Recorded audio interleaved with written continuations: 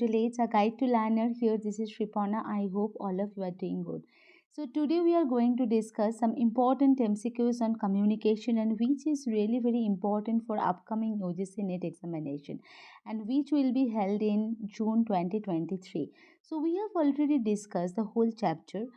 So, if you have missed my previous sessions on communication, so please go and check it once. All sessions links are available in my first comment and my description box, so please go and check it once. I think all sessions will be really very important and really very useful to everyone. Okay, so let's start the session and going to the first question. If you are visiting a foreign country but don't know the language, then what kind of communication barriers will you face? We have already discussed what do you mean by a communication barrier. So basically, communication barrier means there is a problem in the communication and there is no effective communication between two person or two or more person, obviously. So when you are visiting a foreign country but don't know the foreign language, then what kind of communication barrier will you face? So we can see here there are four options as usual. So first option is semantic barriers, second option is physical barriers, third option is cultural barriers, and the fourth option, that is physiological barrier. So physical barriers, obviously, which is not related to the language problem. Cultural and physiological, last three options are not related with the language problem. So semantic barriers basically related to the language problem, that is language barriers also. So that's why the language barrier is called the semantic barriers. So what kind of communication barriers will you face? You will face semantic barriers if you were visiting a foreign country but don't know their language. Okay, so the first option, that is semantic barriers, is the correct answer for this question. Now move on to the next question. If sender or receiver is suffering from a short-term memory loss, then it will lead to which of the following communication barriers? So if sender or receiver is suffering from short-term memory loss, so there are four options: physical barriers, cultural barriers, physiological barriers, and emotional barriers. So physical barriers basically related with the body pores. Okay, cultural barriers obviously related with cultural background. Physiological barrier basically related with the mind of the person. So it is related with the cognitive development of the sender or receiver. So if sender or receiver is suffering from short term memory loss, so obviously that kind of problem is related with the physiological barriers, and which is not related, obviously, the physical barriers, cultural barriers, and most importantly the emotional barriers. So if sender or receiver is suffering from short term memory loss, so it will lead to which of the following communication barriers? It will lead to physiological barriers, because physiological barriers is related with the cognitive development, so mind cognitive development of the people. So it is basically related with the mind. Okay, so that's why option number C, physiological barriers, is the correct answer. Now going to the third question. Which of the following is not true about the nature of communication? We have already discussed what is the basic meaning of communication. Okay, and if you have any doubt on it, so please go and check my previous sessions.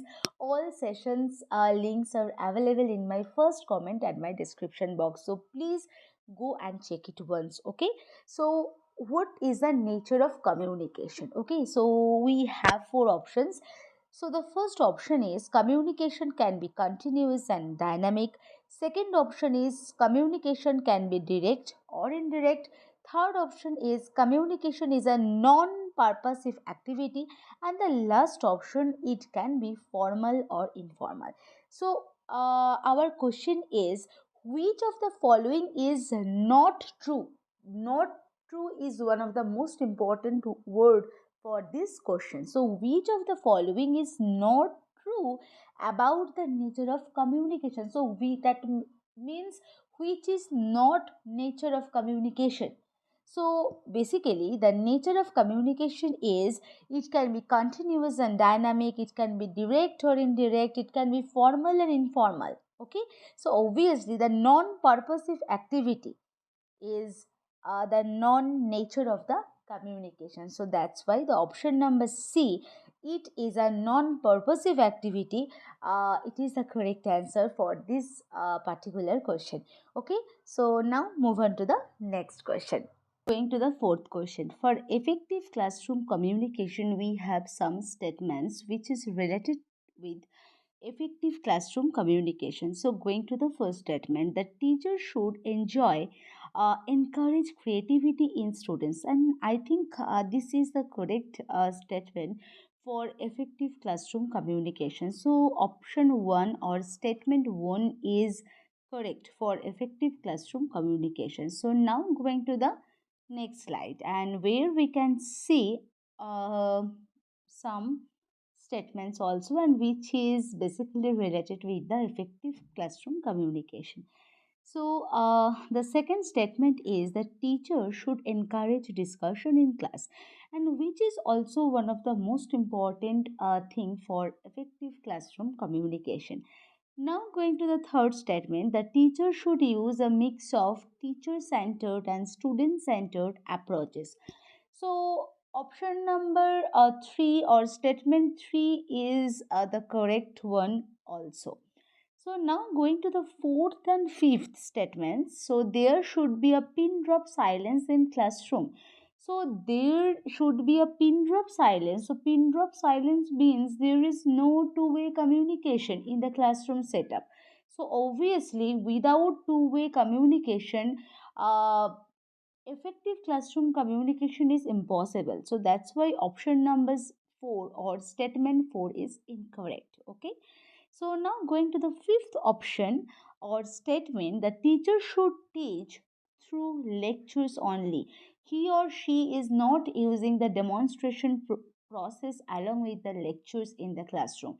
So obviously only he or she should teach through only lectures, which is also not important for effective classroom communication, and which is not basically related with the effective classroom communication. So that's why statement 5 is also incorrect. So option statement 1, 2 and 3 are the correct statement for effective classroom communication. So we have some options as usual. So the first option is 1, 4 and 5. So obviously 4 and 5. So obviously option number A is incorrect. Now going to the second option. So 1, 3 and 5.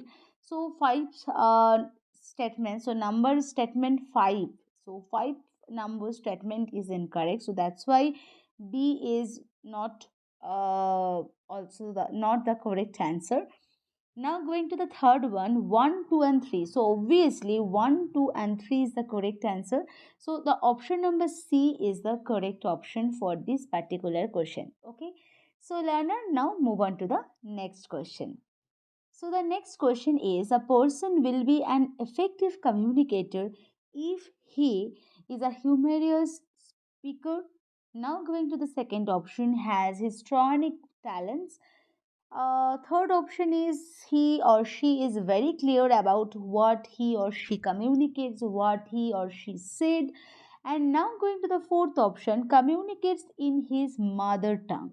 So obviously, effective communicator means a person is very clear about what he or she said in the communication process.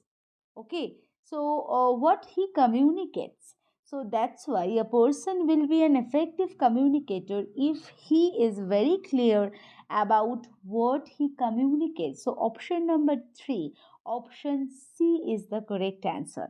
Now move on to the next question. And here we can see the statement type question. So the number 6 question is, denotative meaning of a word is its literal meaning, and now going to the next statement, that is connotative meaning of a word is its figurative meaning. So at first we have to know what do you mean by a denotative meaning of the word, and now going to the explanation for the connotative meaning of a word. So denotative meaning or the denotative meaning basically related is the literal meaning. That means main meaning of the word. It is not including the feelings, emotions, ideas that people may connect with that word. So denotative meaning of a word is its literal meaning. That means the main meaning of the word. Okay. So when we can say the word cool, so the denotative meaning of the word cool, that is low temperature. Okay. And now going to the second thing, that is also obviously in the second statement. So connotative meaning of a word is its figurative meaning. So connotative meaning means it includes various social overtones, cultural implications, or emotional meanings which is associated with a sign. So when we can say the word cool, what is the connotative meaning of this word, particular word? So that means connotative meaning is popular or acceptable. So that is the difference between the denotative meaning of a word and the connotative meaning of a word. So denotative meaning of a word is literal meaning. That means the main meaning which is not included the emotional feeling, ideas, etc. And on the other hand, connotative meaning of a word is basically includes various social overtones, cultural implications, emotional meanings associated with sign, etc. So I think this is clear what is the difference between the denotative meaning and the connotative meaning. So denotative meaning of a word is its literal meaning, that means main meaning, and connotative meaning of a word is its figurative meaning, that means emotional perspective, emotional meaning. So which of the above statements is or are correct? So the only one, only two, both one and two, and neither one nor two. So obviously both statements are correct. So that's why option number C, both 1 and 2, is the correct answer. Now going to the next question. A teacher will become an effective communicator if he or she uses instructional aids. Second option, helps he or she helps students to get meaning out of what he or she teaches. Third option is ask questions in between teaching, and the fourth option, that is he or she helps students to get correct answer to the questions on the topic. So obviously, effective communicator, a teacher will become an effective communicator if he or she helps students get meaning out of what she or he teaches. That is the main perspective for classroom communication. That is the main purpose of classroom communication. Okay, because the teacher will help students, their students, get meaning out of what he or she teaches, not the not getting the correct answer to the questions on the particular topic. Okay, and he or she uses the instructional aids obviously, but this is not the correct option for this particular question, because an effective communication without using any instructional aids, without using any asking without asking any questions in between teaching, a teacher will become an effective communicator.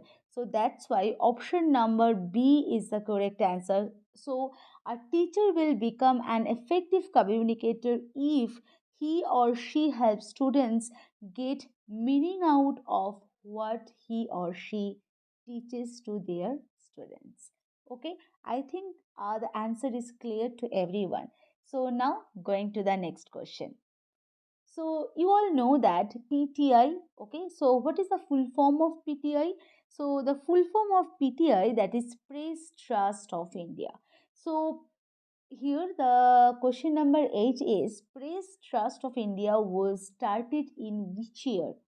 The first option is 1947, the second option is 1949, the third option that is 1953, and the last option that is 1962. So, Press Trust of India or PTI was started in 1949, just after 2 years of independence. Okay, learner. Now move on to the second last question. A teacher in a classroom has immediate control over. The first option is the self-selected methods of communication. The second option is the audience, the noise, the reception. Now going to the third option, the feedback, the technology, and the audience expert experience. Sorry, and now going to the fourth option, that the communication channel, other communicators, and external factors. So obviously, a teacher has control over all the factors. Okay, but he or she has immediate control over the control over himself or herself, selected methods of communication, and the message what he or she said to their students. So obviously option number A is the correct answer, because in this question the word immediate is very very important, because we can see the question is a teacher has immediate control over. Okay, so teacher has control over all the factors. Okay, so but immediate control over in the classroom, that is himself or herself, that means self, the selected methods of communication, and the message what he or she said to their listeners, to said what he or she said to their learners also. Okay, I think it is clear. So option A is the correct answer. And now going to the last question for today's session, that is aspects of the voice other than speech are known as. So here we can see four options as usual. The first option, that is physical language, the second option is personal language, third option is para language, and the fourth option, that is delivery language. So which one is the correct answer? So para language is the correct answer. So Leonard, do you know what is the basic meaning of para language? So para language is a component of meta communication, which is basically modify their meaning, convey their emotions by using different techniques such as pitch, tone, volume, intonations, etc. So, paralanguage is basically related to non-phonemic properties only. So, when do we speak paralanguage? We speak paralanguage when we wave our hands, when we change our tone, when we clear our throats, etc. So option number C is the correct answer. So aspects from voice other than speech are known as paralanguage. So option number C is the correct answer. So I think all questions are very very important for upcoming UGC NET examination. Okay. So we are done for the today's session. I hope this session will be very very helpful to everyone. If you like my session, do not forget to like, share and comment, and please do some support and subscribe my channel for getting more useful sessions. I will come again with a new sessions. Till then, stay tuned. Thank you. Happy learning. Keep commenting.